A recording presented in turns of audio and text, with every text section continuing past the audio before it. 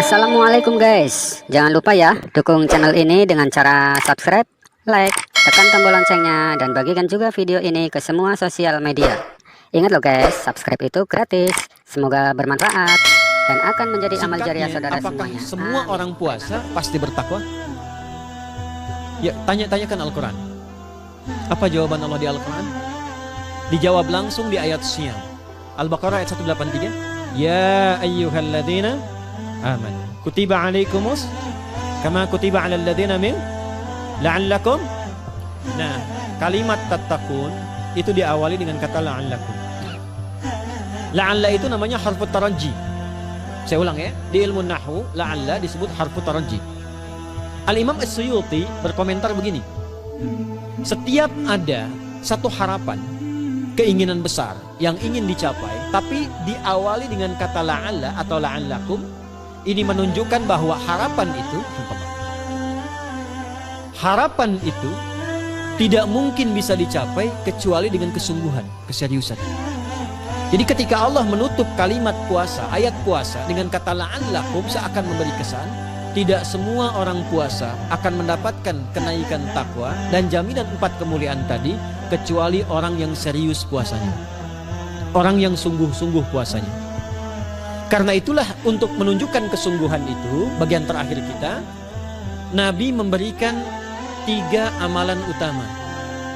Saya akan bacakan dengan cepat 3 amalan utama yang dikuatkan oleh beliau kepada para sahabat sebelum tiba Ramadan, dan sampai sekarang menjadi kurikulum Ramadan Nabi. Jadi kalau ibu bapak ingin mengeluarkan kurikulum Ramadan Nabi, nanti bikin agenda saat Ramadan ya, supaya nggak pusing nanti. Kalau masuk hari pertama apa yang dikerjakan, hari kedua apa yang dikerjakan, subuh apa, siang apa, sore apa. Cuman nanti saya berikan 3 yang pokok ini. Ada 3. 1, meningkatkan sholat. Saya ulang ya, meningkatkan apa? Sholat. Kalau meningkat secara singkatnya berarti bertambah dari yang sekedar fardu, tambah dengan apa?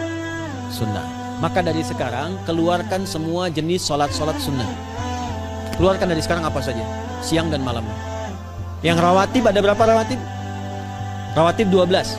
Ya, rawatib itu yang melekat dengan sholat fardu dan menentukan untuk memperbaiki sholat fardu. Menambah, jadi kalau kurang khusyuk ditambah dengan sunnahnya disebut rawatib. Bisa sebelum, bisa setelah sholat fardu. Ada 12 dari hadis Nabi SAW. Man shalla isnatai asyrata raka'atan, siapa yang sholat 12 rakaat fi yaumin wa lailatin, yang mengiringi sholat fardu siang dan malam, ya, bunyalahu bihinna baitun fil jannah, maka akan dibangunkan baginya satu rumah di surga kalau konsisten menunaikan 12 itu sampai meninggal dunia. Sahabat yang mendengar itu mengatakan kompak semuanya, sejak mendengar hadis itu kami usahakan istiqomah sampai meninggal tidak meninggalkannya. 12 itu 2 sebelum subuh, cepat. 4 sebelum zuhur, 2 setelah zuhur, 2 setelah maghrib, 2 setelah isya.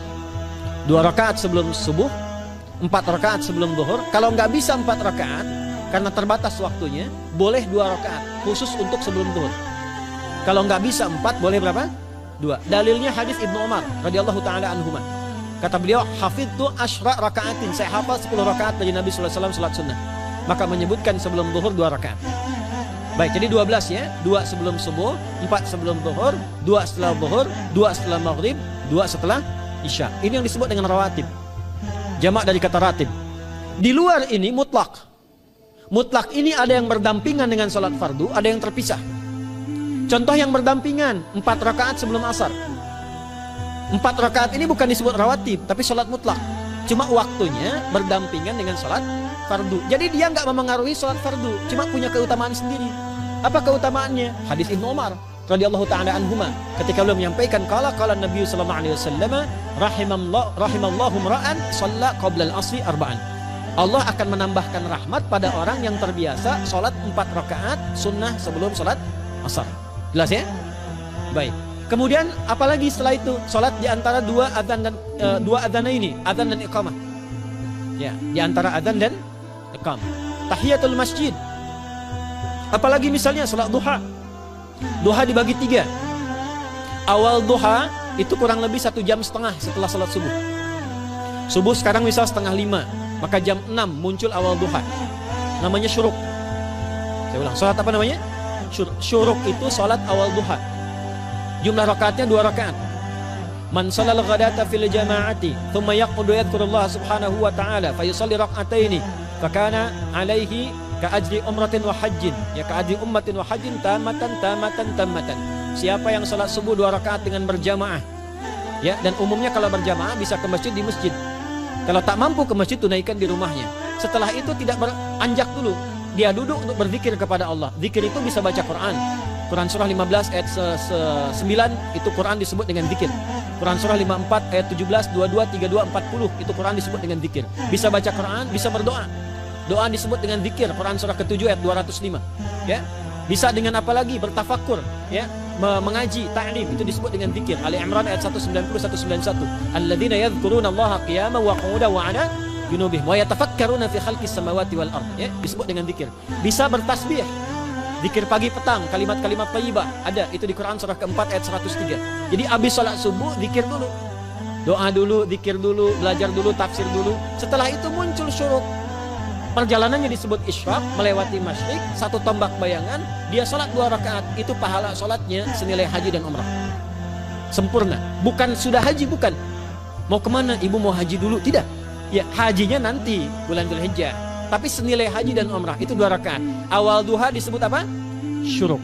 Pertengahan duha sekitar jam 9 jam 10. Jumlahnya 2 sampai 4 rakaat. Ya, 2 sampai 4 rakaat. Apa fungsinya? 1, mengganti seluruh zikir yang ada dalam tubuh kita.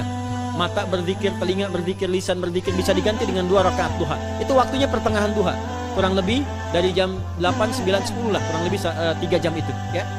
Yang kedua, bisa menghambat atau menghentikan, menahan satu musibah umum. Misal ada kebanjiran nih atau macet nih. Orang-orang kena macet. Bapak yang biasa sholat duha pertengahan itu tiba-tiba ditolong oleh Allah, dibebaskan. Tiba-tiba ada orang datang, Pak lewat sini di sana macet. Atau dibimbing ada kontraflow. Itu manfaatnya duha tuh. Yang pertengahan. Yang terakhir adalah akhir duha. Sekitar jam 10 sampai jam 11 menjelang ke zuhur. Ya, akhir duha itu jumlahnya dari 2 bisa 4 sampai 8 rakaat. Di antara manfaatnya bisa mempermudah datangnya rezeki dengan izin Allah Subhanahu wa taala ketika ikhtiar. Itu duha. Nanti ke malamnya silahkan tahajud, tingkatkan tarawihnya sampai ditutup dengan witir. Itu salat. 2 yang terakhir saya cepat. 2 yang terakhir adalah banyak berinteraksi dengan Al-Quran. Ada 3 caranya. 1, banyak membaca. Itu namanya qiraah. Silahkan Bapak Ibu siapkan dari sekarang. Targetnya khatam misalnya 1 kali. Berapa juz? 30 juz. Kalau mau gampang bagi 30. Berarti 1 hari berapa? 1 juz. Paling gampang lagi supaya nggak capek ngajinya, supaya nggak capek. Bagi 1 juz 5 waktu sholat. Contoh, juz pertama itu Al-Baqarah plus Al-Fatihah. Al-Fatihah saya nggak hitung lah karena sudah hafal ya. Al-Baqarah itu 141 ayat, juz pertama. Bagi 5, 28.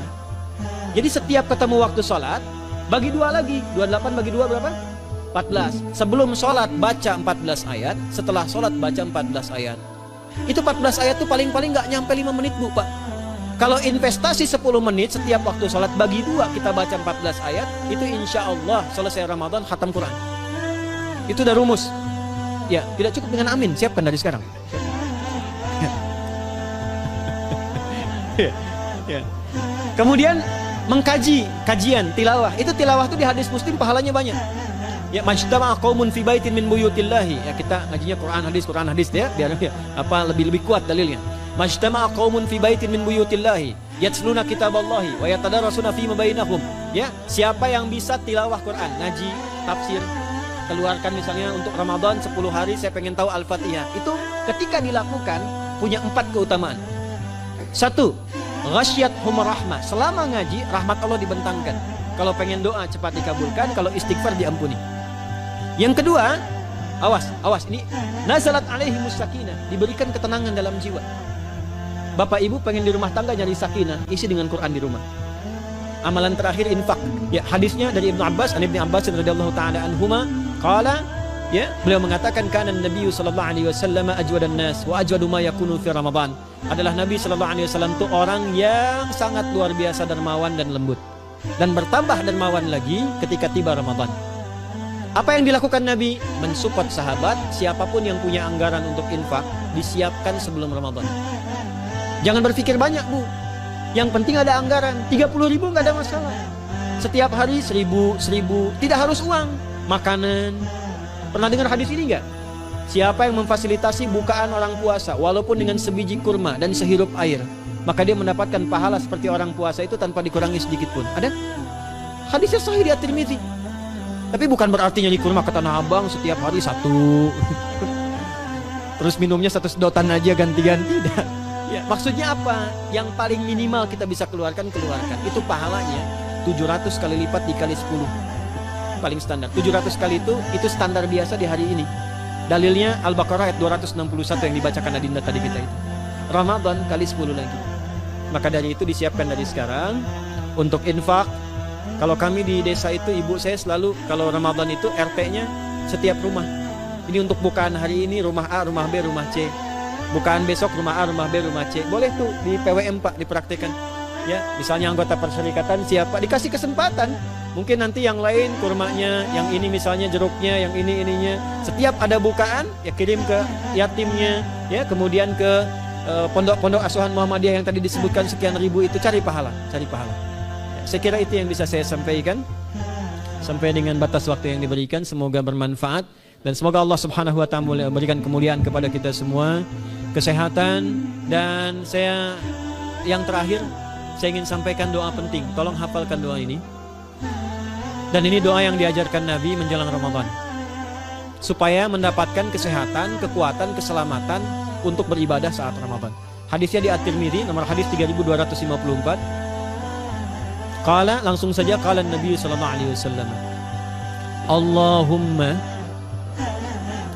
ahillahu alaina bil yumni wal iman wassalamati wal islam rabbi wa rabbuka Allah. Nah, itu tolong nanti dihafalkan, tadi sudah direkam, dibimbing. Nanti ketika ditetapkan masuk awal Ramadan, bacakan itu. Ya Allah, anugerahkan awal Ramadan kepada kami dengan ketenangan, kedamaian, kekuatan iman, keselamatan, sehat, nggak sakit sampai selesai puasanya, diberikan kekuatan untuk ibadah dalam keislaman, dan diikhlaskan hanya karena Allah Subhanahu wa taala. Subhanakallahumma wa bihamdika nasyhadu an la ilaha illa anta nastaghfiruka wa natubu ilaik. Wa akhiru da'wana anil hamdulillahi rabbil alamin. Wal 'afu minkum fastabiqul khairat. Assalamualaikum warahmatullahi wabarakatuh.